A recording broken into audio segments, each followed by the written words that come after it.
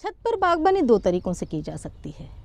एक तो डायरेक्ट आप छत पर मिट्टी डालें, क्यारियाँ बनाएं और उसमें आप बागबानी करें, और या तो आप छोटे बड़े गमलों में मिट्टी डालकर उसमें पौधे लगा के उसमें अरेंज करके आप छत पर बागबानी करें। हम जो डायरेक्ट वाला मेथड है उसको अब यहाँ देखते हैं।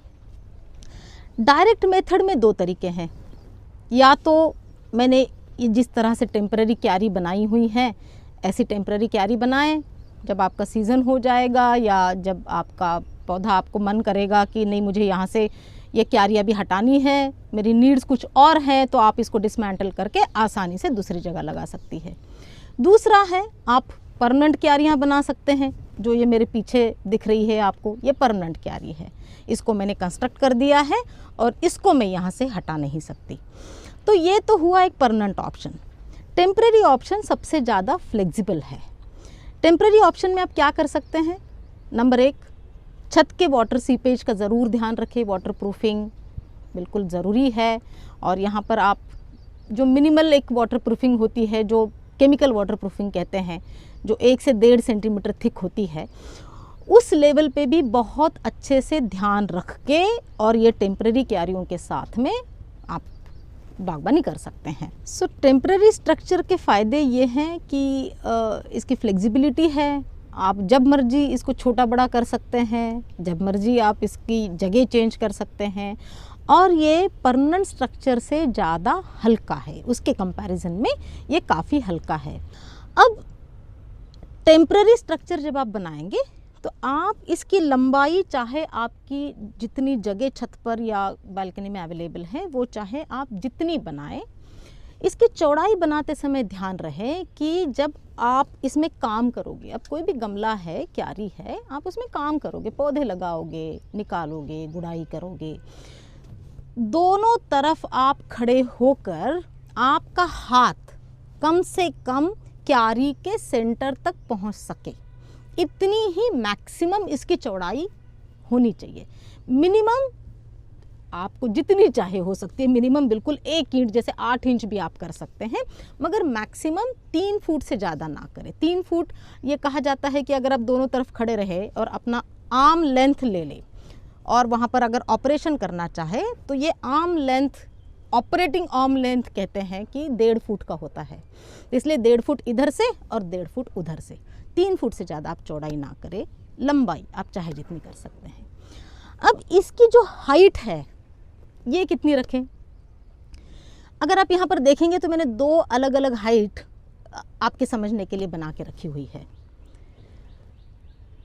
फिर से एक थंब रूल है, पौधे के जड़ की छोटी हाइट छोटा गमला, पौधे के जड़ की बड़ी हाइट बड़ा गमला। सो माने जो आपके लीफी वेजिटेबल्स हैं या हर्ब्स हैं, ये सारे ज़्यादा से ज़्यादा 4 इंच मिट्टी के डेप्थ में उग सकते हैं।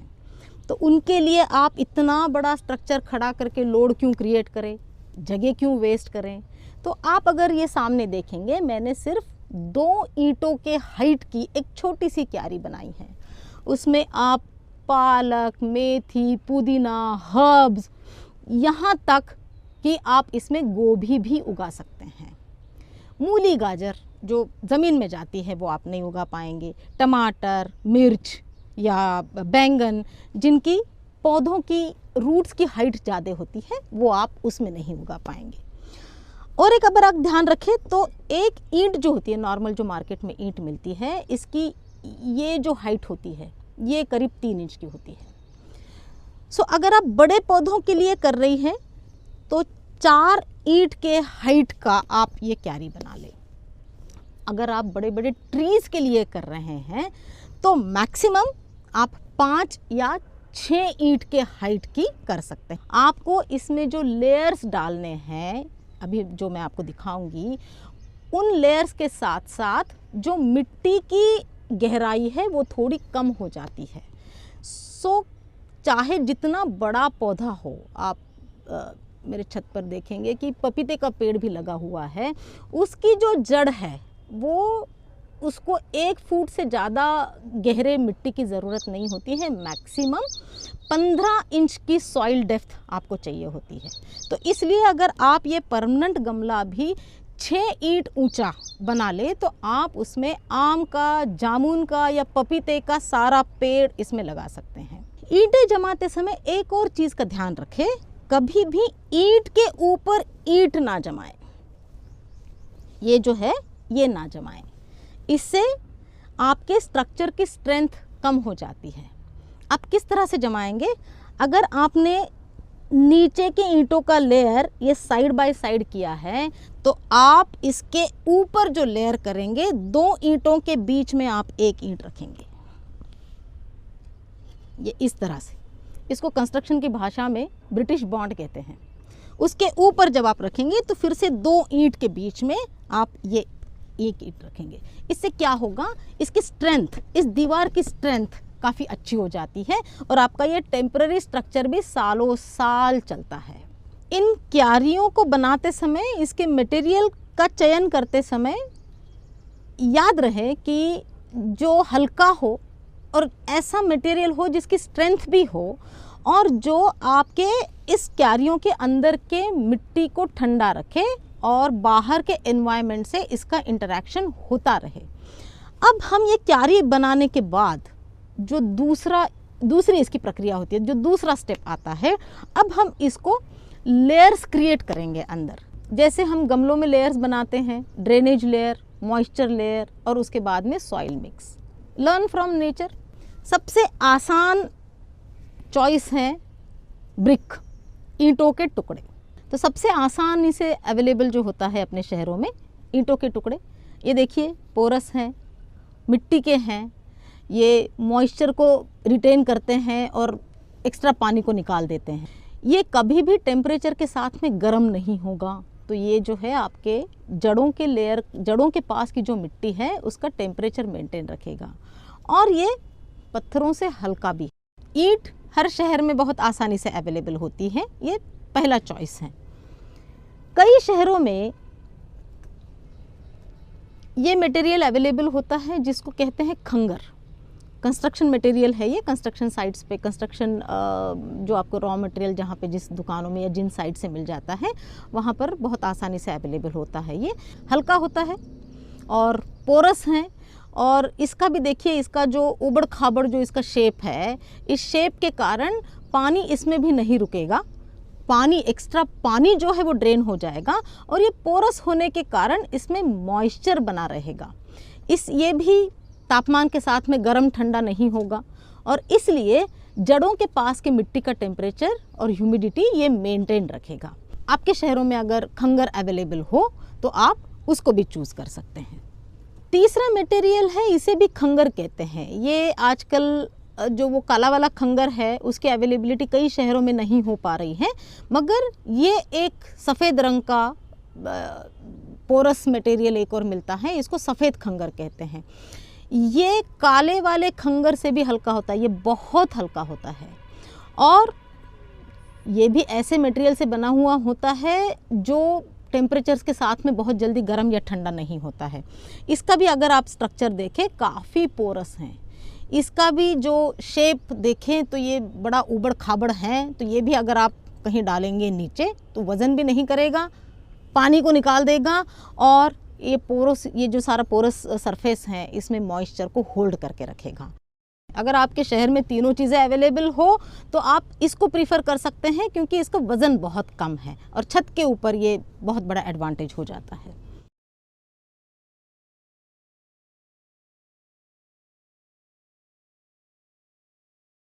मैंने यहाँ पर आपको दिखाने के लिए तीनों चीज़ें इकट्ठे एक क्यारी में डाले हैं। आपको ये तीनों चीज़ें या कोई भी 2 चीज़ें एक क्यारी में डालने की ज़रूरत नहीं है। आप कोई भी एक चीज़ डालें जो आपको बहुत आसानी से अवेलेबल हो। रेन लेयर डालने के बाद में एक चीज़ जो ज़रूरी हो जाती है वो है एक, मैं इसको होल्डिंग लेयर कहती हूँ। ये कोई बहुत टेक्निकल टर्म्स नहीं है, मैंने अपने समझ के सुविधा के लिए ये सारे टर्म्स मैं इस्तेमाल करती हूँ ताकि समझने में आसानी हो।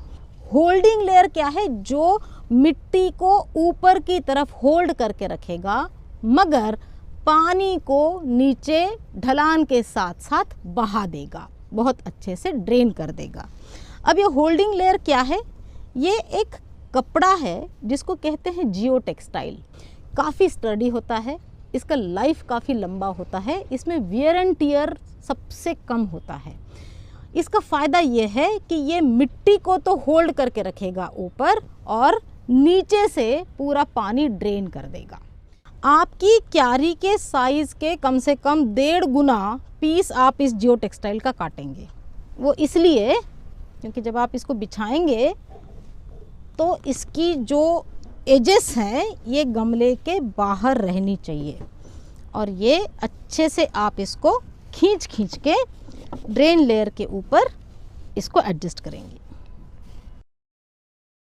जियो टेक्सटाइल बिछाते समय ये ध्यान रहे कि आपके क्यारियों के दीवार के बाहर तक ये पीस ज़रूर आए। आप इतना लंबा इसको ज़रूर काटें, लंबा या चौड़ा इतना ज़रूर काटें। क्यों? क्योंकि जब आप इसमें मिट्टी का मिक्सचर डालेंगे तो ये नीचे सिंक होता चला जाएगा।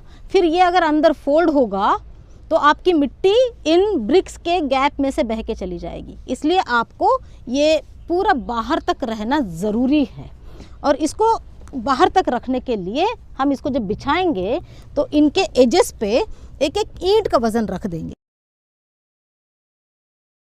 अब हमारी क्यारी तैयार है, ड्रेन लेयर तैयार है, होल्डिंग लेयर तैयार है। अब इसके ऊपर का हम जो लेयर डालेंगे उसको मैं अपनी टर्मिनोलॉजी में कहती हूँ मॉइस्चर लेयर। छत के ऊपर मॉइस्चर लेयर में आप क्या डालेंगे? सूखे हुए पत्ते।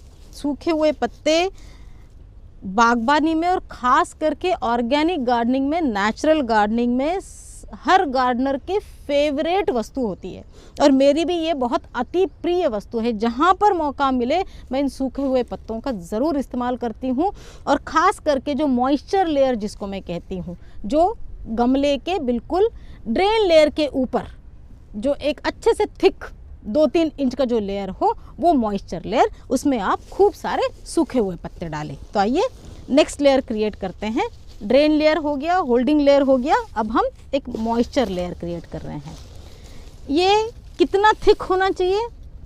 जितना शैलो गमला उतना शैलो लेयर और जितना डीप गमला उतना ये डीप लेयर। तो डीप लेयर माने अगर आपकी क्यारी की हाइट 15 से 20 इंच तक की है तो ये जो मॉइस्चर लेयर है, ये जो पत्तों का लेयर है, ये करीब आपका 2 से 3 इंच मिनिमम होना चाहिए। और अगर आपके क्यारी की हाइट 6 या 8 इंच है तो 6 या 8 इंच में ये 1 से 1.5 इंच इन पत्तों का लेयर ज़रूर होना चाहिए।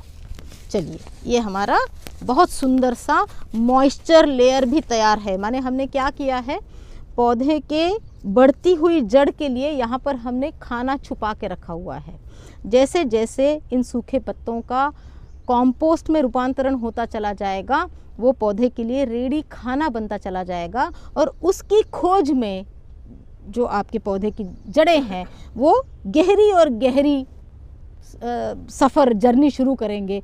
उस चक्कर में जड़ों की बहुत अच्छी ग्रोथ होगी और जैसे जड़ों की ग्रोथ होगी पौधे की भी बहुत स्वस्थ और बहुत अच्छी ग्रोथ होगी। अब इसमें जो फाइनल लेयर आएगा वो आएगा हमारा मिट्टी का मिक्स, सॉइल मिक्स। हरदम अर्बन गार्डनिंग में आप देखेंगे सॉइल कम कहा जाता है, या तो रेडी पॉटिंग सॉइल कहा जाता है या सॉइल मिक्स कहा जाता है। सॉइल मिक्स क्यों कहते हैं? क्योंकि अकेली मिट्टी अगर इसमें आप डालेंगे तो मिट्टी का वज़न काफ़ी हो जाता है और चूंकि हम उस मिट्टी की दुनिया को कंटेन कर रहे हैं तो मिट्टी के सारे तत्व नेचुरली उसमें नहीं आ सकते, इसलिए हमको उसमें कुछ तत्व मिलाने पड़ते हैं। जैसे कंपोस्ट, अच्छी सड़ी हुई गोबर की खाद, थोड़ी सी रेत, थोड़ा सा कोयला, थोड़ी सी नीम खली जैसे नीम ऑयल केक जिसे कहते हैं, और थोड़े से सूखे पत्ते। सो इन सारे कॉम्बिनेशंस को लेके हम अपनी पॉटिंग सॉइल बनाते हैं या सॉइल मिक्स बनाते हैं। वो देखेंगे उसके 2-3 एक टेस्ट है, मतलब जो आप देखें और आपको पता चले कि आपका सॉइल मिक्स सही बना है कि नहीं। उसका कलर डार्क ब्राउन या काला होना चाहिए, उसका टेक्सचर बिल्कुल जैसे लोम सॉइल जिसको कहते हैं ना, उस तरह से होना चाहिए, भुरभुरी होनी चाहिए वो मिट्टी। और आपका ये जो मिट्टी का सॉइल मिक्स है ये वज़न में हल्का होना चाहिए। तो आप जिस भी प्रदेश में रहते हैं उस प्रदेश की जो बेसिक मिट्टी ज़मीन से उठा के आप देखें और उसके बाद में आपका ये सॉइल मिक्स उठा के देखें, तो आपका ये सॉइल मिक्स काफ़ी हल्का होना चाहिए वज़न में। तभी आपके छत के ऊपर जितना भी आप वेट मैनेजमेंट करने की, इन सारे चीज़ों से आप वेट मैनेजमेंट करने की कोशिश कर रहे हैं, वो सफल हो जाता है। तो ऐसा एक हमारा सॉइल मिक्स यहाँ पर तैयार है। देखिए इसमें सूखे पत्ते भी हैं, इसमें काफ़ी कुछ खाद वगैरह, कॉम्पोस्ट वगैरह पड़ी हुई है। इसका टेक्स्चर भी देखिएगा बिल्कुल भुरभुरा है। और अगर आप इसकी खुशबू देखें तो जिसको सौंधी खुशबू कहते हैं, पहली बारिश होने के बाद जो धरती से खुशबू आती है वो खुशबू इस मिट्टी में है। और ये खुशबू आपको ऑर्गेनिक सॉइल मिक्स में आएगी। तो आप कोशिश कीजिएगा कि जब आप प्रकृति को, मिट्टी को अपने घर के, अपने पर्यावरण के इतने करीब ला रहे हैं तो उसको ऑर्गेनिक तरीके से बनाइएगा। कोई केमिकल्स इसमें डालने की ज़रूरत नहीं है, ऑर्गेनिकली सारे तत्व इसमें अवेलेबल हैं। अब वो सॉइल मिक्स हम अपनी क्यारी में डालेंगे। हमारी ये सुंदर सी ऑर्गेनिक हल्की मिट्टी, और ये पूरी क्यारी आपको मिट्टी से भर देनी। छत के ऊपर एक क्यारी, उसका ड्रेन लेयर, फिर होल्डिंग लेयर, फिर मॉइस्चर लेयर, और फाइनली एक बहुत अच्छी ऑर्गेनिक कॉम्पोजिशन की मिट्टी का लेयर डालकर आपकी क्यारी बिल्कुल बागबानी के लिए तैयार है। अब इसमें पौधा लगा के, जो बागबानी का सबसे खूबसूरत पहलू है, उसको लगा के आप इस तरह से अपनी छत पर बागबानी एंजॉय कर सकते हैं।